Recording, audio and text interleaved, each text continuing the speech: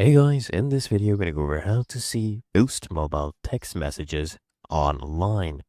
So this is what you're going to have to do, okay? You need to set up Google Voice. So visit, voice.google.com, sign in with your Google account, and then choose a Google Voice number if you have not done that already, and then you link that to your Boost Mobile number. Okay? So now on your Google Voice settings, right? Go ahead and click on linked numbers, add your Boost mobile number and verify that. Now what you need to do is enable this option, forward messages to email. If you basically want alerts via Gmail as well, you can do it and do that.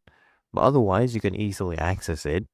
So once you've set it up, you just use voice.google.com on desktop or the Google Voice app on your phone, and you'll now be able to send and receive texts from your Boost mobile number online through Google Voice. Okay?